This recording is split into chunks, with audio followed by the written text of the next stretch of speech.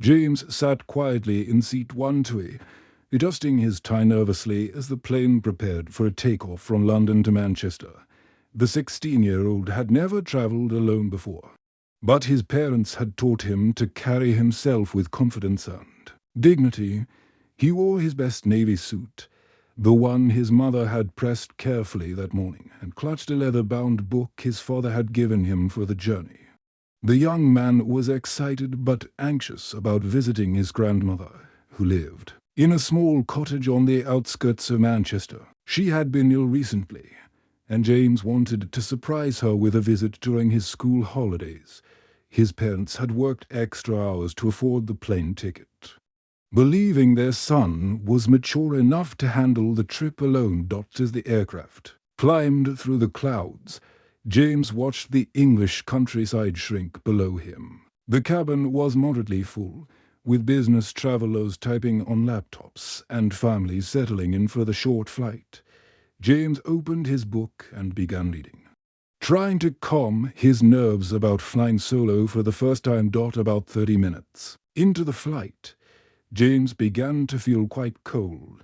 The air conditioning seemed to be working overtime, and his thin dress shirt was not providing enough warmth. He looked round and noticed other passengers had blankets, some sleeping comfortably under the airline-provided covers. Politely, James raised his hand to get the attention of Emma, one of the flight attendants who was walking down the aisle, checking on passengers. She appeared to be in her 30s, with blonde hair pulled back in a tight bun and a stern expression that made James feel slightly nervous. "Excuse me, miss," James said with the warm smile his mother had always told him to use when speaking to adults. "Could I possibly have an extra blanket? It's quite cold back here, and I'd really appreciate it." Emma's expression immediately changed from neutral to hostile.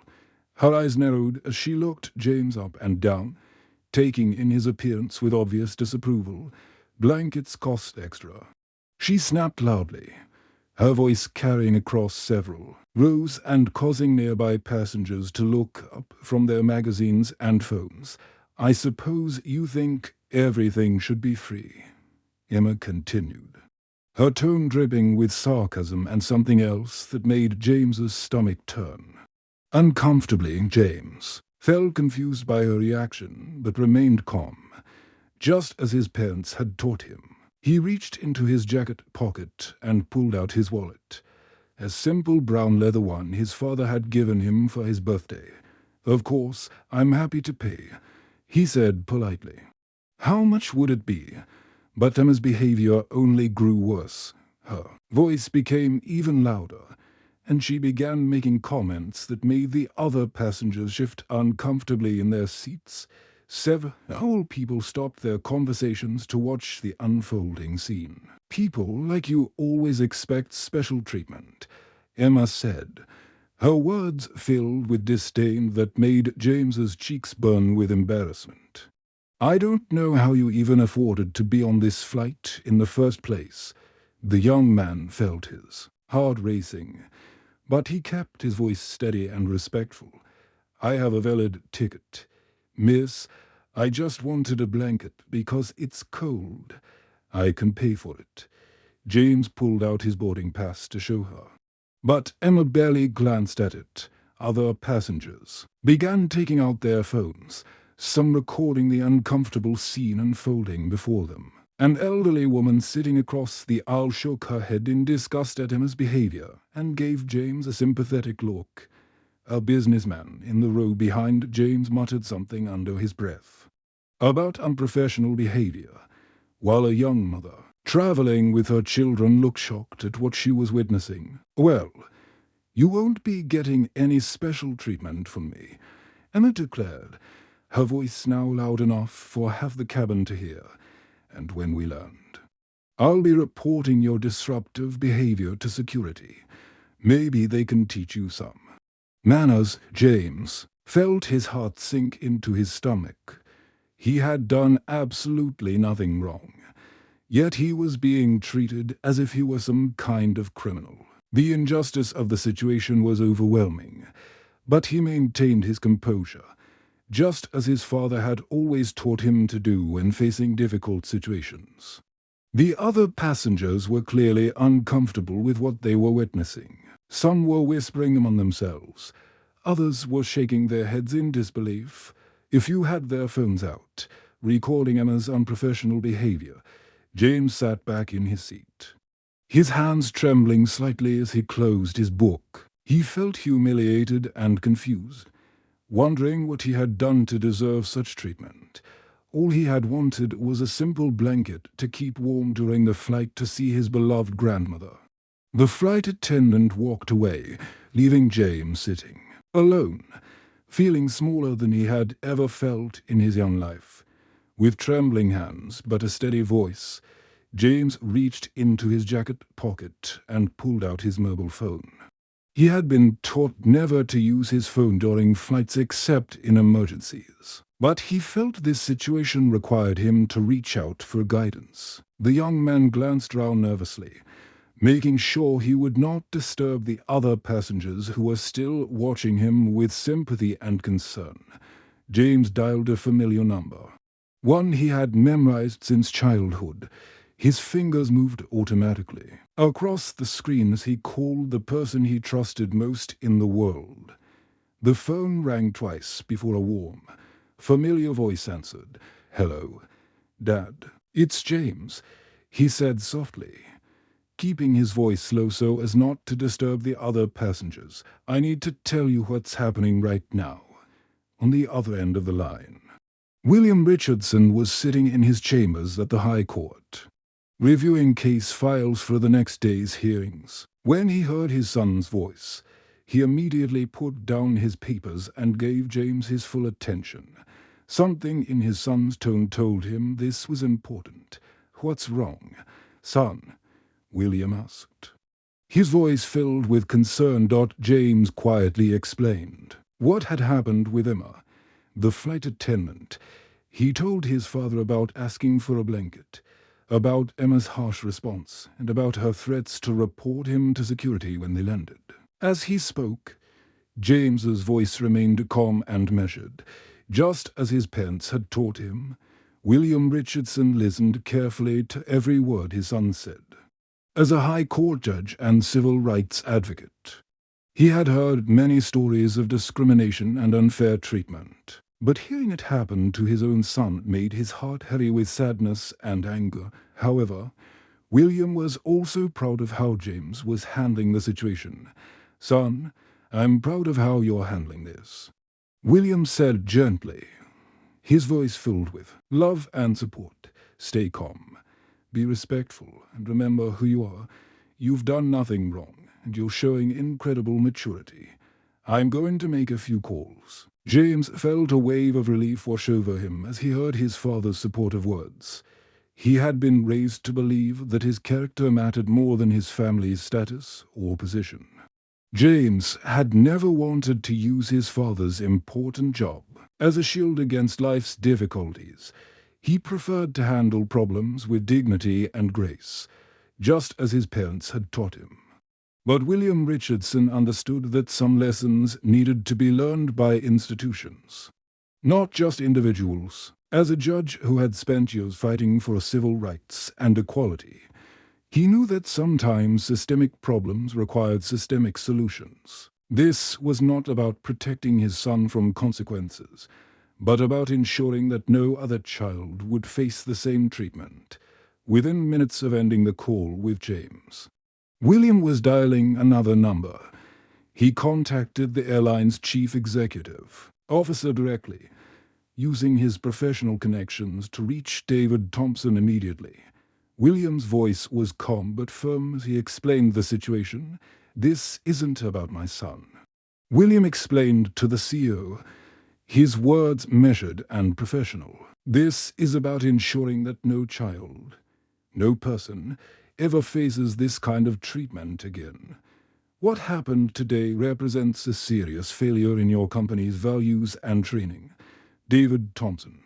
The CEO of the airline felt his stomach drop as he listened to Judge Richardson's calm but firm words. He had built his career on providing excellent customer service and treating all passengers with respect and dignity.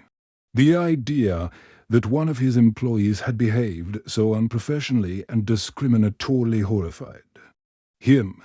Your Honor, I am deeply sorry for what your son experienced, David said, his voice filled with genuine remorse. This behavior is completely unacceptable and goes against everything our company stands for.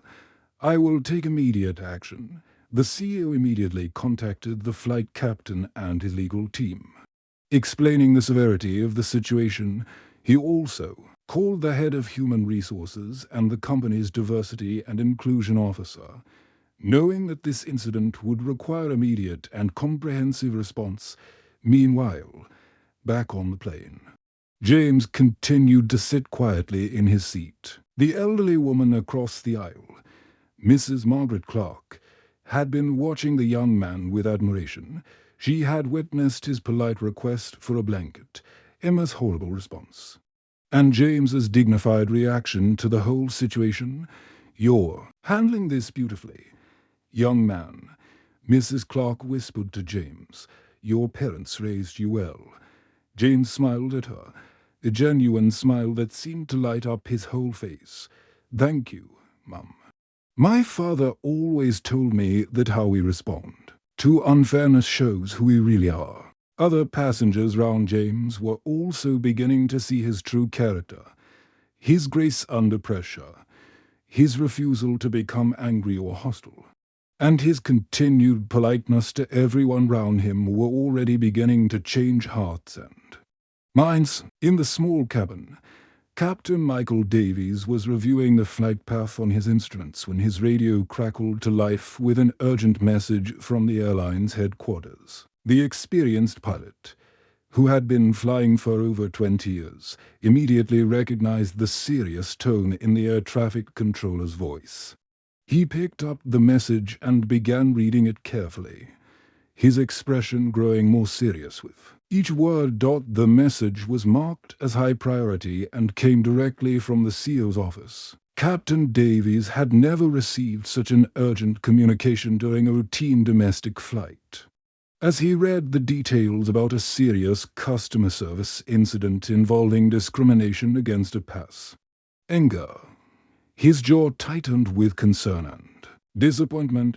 After discussing the situation briefly with his co-pilot, Captain Davies made the difficult decision to divert the flight.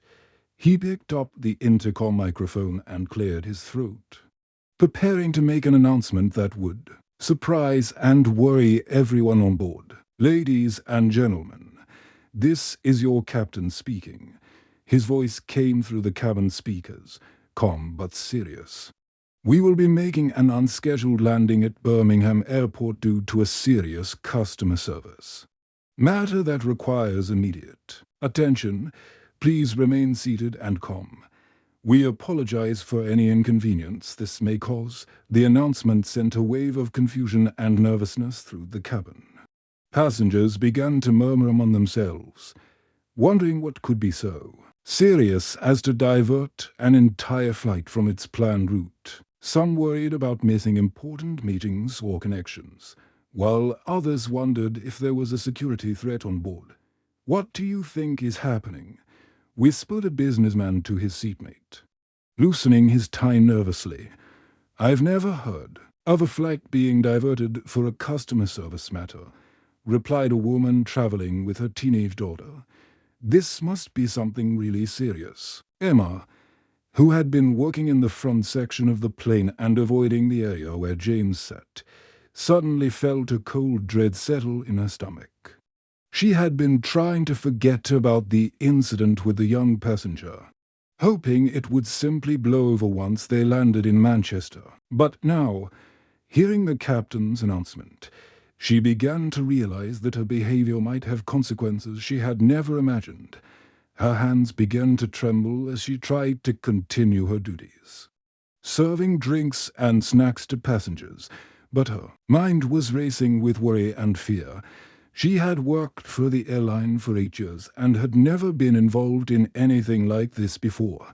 James, however, remained remarkably peaceful throughout the confusion. While other passengers were becoming increasingly anxious about the unexpected change in plans, the young man sat calmly in his seat, reading his book and occasionally looking out the window at the changing landscape below. He spent some time talking quietly with Mrs. Margaret Clark, the elderly woman sitting across the aisle from him. Mrs. Clark had been visibly upset by Emma's behavior earlier and had been watching James with growing admiration for his composure and dignity. "You handled that situation beautifully, young man," Mrs. Clark said softly, leaning across the aisle. "Your parents clearly raised you well. I've been traveling for 50 years, and I've never seen anyone respond to such treatment with such grace." James smiled warmly at the kind woman. "Thank you, Mom. My father always told me that how we respond to unfairness shows who we really are," he replied softly. "Getting angry wouldn't help anyone, and it certainly wouldn't solve the problem." As the plane began its descent toward Birmingham Airport, James noticed a young mother sitting 2 rows ahead struggling with her crying baby. The woman looked exhausted and stressed, and the baby's cries were adding to the general tension in the cabin caused by the unexpected landing. Without hesitation, James unbuckled his seat belt and walked over to the woman. "Excuse me, Mum," he said gently. "Would you like me to help? I have a baby sister at home, and I'm pretty good with little ones." The grateful mother accepted his offer, and James spent the next few minutes making funny faces and gentle sounds that gradually calmed the crying infant. Other passengers watched in amazement as the same young man who had been treated so poorly by the flight attendant now went out of his way to help a stranger in need. His kindness and maturity impressed everyone who witnessed it. Several passengers began to whisper among themselves about what a remarkable young man he was and how unfairly he had been treated earlier. Emma watched all of this from the front of the plane, her guilt and shame growing with each passing minute. She was beginning to realize that she had made a terrible mistake. The young man she had treated so poorly was showing more professionalism, kindness, and grace than she had demonstrated in her 8 years of working for the airline. When the plane finally touched down at Birmingham Airport, passengers could see several official cars waiting on the tarmac. Black sedans and official vehicles were lined up near the terminal, clearly waiting for the aircraft to arrive. Emma's hands began to shake uncontrollably as she realized the gravity of what was about to happen. As soon as the plane came to a complete stop on the tarmac at Birmingham Airport, the main door opened and several people in expensive business suits quickly boarded the aircraft. The passengers watched in amazement as these official-looking individuals walked purposefully down the aisle, their faces serious and determined. Leading the group was David Thompson, the CEO of the airline himself. He was a tall man in his 50s with gray hair and kind eyes that now showed deep concern and disappointment.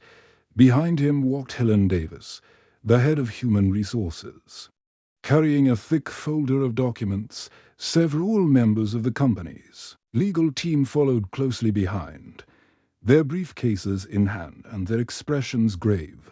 The passengers had never seen anything like this before. Most had flown many times, but none had ever witnessed airline executives boarding a plane to address a problem in person. The unusual situation made everyone sit up straighter in their seats, watching carefully to see what would happen next. "Ladies and gentlemen," David Thompson announced, his voice carrying clearly through the cabin, "I want to personally apologize for the disruption to your journey today. We are here to address a serious breach of our company values and standards." The CEO's words were carefully chosen and delivered with obvious sincerity. He had built his career on treating customers with respect and dignity, and learning about the discrimination James had faced made him feel personally responsible for the failure of his company's train. Ing and Culture. Emma, who had been standing near the front of the plane trying to look busy, suddenly found herself surrounded by the human resources team. Helen Davis approached her with a calm but firm expression, carrying the folder that contained Emma's employment records and the incident report that had been filed. "Emma, we need you to come with us," Helen said quietly, her voice professional, but not unkind. "We need to discuss what happened today." Emma's face went pale as she realized what was happening. Her hands shook as she gathered her belongings. Knowing that her career with the airline was effectively over, she had worked for the company for 8 years, but she understood that her behavior toward James had crossed a line that could not be uncrossed as Emma was quietly escorted off the plane. She finally understood the magnitude of her actions. She had not just been rude to a passenger. She had discriminated against a young person based on her own prejudices and assumptions. The weight of what she had done settled heavily on her shoulders as she walked down the aisle. Unable to look at the passengers who had witnessed her behavior once, Emma had left the aircraft. David Thompson walked directly over to where James was sitting. The young man stood up respectfully, his posture straight and his expression calm despite everything he had been through. "Young man," the CEO said, his voice filled with genuine remorse, "I cannot express how sorry I am for what you experienced today. This is not who we are as a company, and I promise you that we will do better." James looked at the CEO with the same dignity and grace he had shown throughout the entire ordeal. Then he turned to address not just David Thompson, but all the passengers who had witnessed the events of the day. "Thank you, sir," James said, his voice clear and strong despite his young age. "But I want everyone to know that this isn't about my family or our position in society. This is about something much more important than that." The cabin fell completely silent as passengers leaned forward to hear what the remarkable young man would say next. Even the airline executives stopped what they were doing to listen carefully to his words. Every person on this plane, every person who flies, deserves to be treated with respect and kindness, regardless of their background, their age, or the color of their skin, James continued, his voice growing stronger with each word. Many passengers began to wipe away tears as they listened to the young man's powerful message. Mrs. Margaret Clark, the elderly woman sitting across from James, was dabbing her eyes with a tissue, clearly moved by his mature and thoughtful response to such difficult treatment. "I hope this experience can help make things better for everyone," James continued, looking round the cabin at the faces of the other passengers. "Because when we treat each other with dignity and respect, we all win. We all become better people." The CEO was visibly moved by James's words. David Thompson had expected anger, demands for compensation, or threats of legal action instead. He found himself face to face with a young man who was turning a negative experience into a positive me. "Sag, for everyone present, you are absolutely right," David Thompson said, his voice thick with emotion, "and I want to announce that our airline will implement immediate policy changes and mandatory training for all staff members." The CEO then revealed that James's father's civil rights organization would be helping to develop the new training program, ensuring that what happened to James would never happen to another passenger again. 3 months had passed since that difficult day on the airplane, and James Richardson had discovered something unexpected about himself. The painful experience had awakened a passion for helping others and fighting for a fairness that he never knew existed. What had started as a simple trip to visit his grandmother had transformed into a calling that would shape the rest of his life. James found himself speaking at schools across the country, sharing his story with young people who faced their own challenges with discrimination and unfair treatment. His calm, thoughtful approach to difficult situations inspired students and teachers alike, At a busy secondary school in London, James stood before a packed auditorium filled with teenagers who listened intently to his words.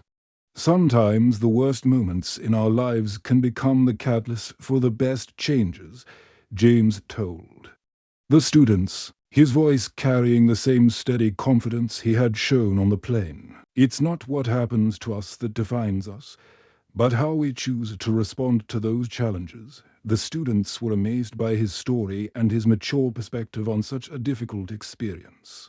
Many of them had faced similar situations of unfair treatment, and James's message gave them hope that they too could turn negative experiences into positive change. Meanwhile, across the city, Emma Johnson was going through her own transformation. After losing her job with the airline, she had spent weeks in her small apartment, thinking deeply about her actions that day. The weight of what she had done to an innocent young person haunted her thoughts and disturbed her. Emma had always considered herself a good person, but the incident with James had forced her to confront some uncomfortable truths about herself. She realized that she had harbored prejudices and assumptions that she had never properly examined. The shame and guilt were overwhelming. But Emma knew that feeling sorry for herself would not help anyone. After several weeks of internal struggle, Emma made a difficult decision. She reached out to James through his father's law office, asking for a chance to apologize properly. She was not sure if James would agree to meet with her, but she knew she had to try. When James received the message, he discussed it with his parents. His father, William Richardson, was initially hesitant about the meeting, worried that it might be difficult for his son. But James felt that meeting with Emma might be an important step for both of them. They arranged to meet at a quiet cafe in central London, away from crowds and distractions. When Emma arrived, James could see immediately that she was genuinely distressed about what had happened. Her eyes were red from crying, and her hands shook slightly as she sat down across from him. "I was wrong," Emma said simply, her voice barely above a whisper. "I let my prejudices control my actions, and I hurt you. I am truly sorry for what I did." James listened to her apology with the same grace and dignity he had shown throughout the entire ordeal. He could see that Emma's remorse was genuine, and he appreciated her courage in reaching out to him. "I forgive you," James said after a moment of thoughtful silence. "But the real question is, what will you do differently now?" Emma had already begun working on that answer.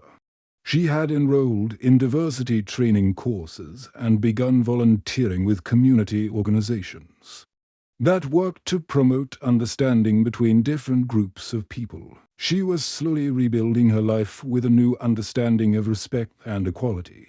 The airline company had also undergone significant changes. David Thompson, the CEO, had kept his promise to implement new policies and training programs.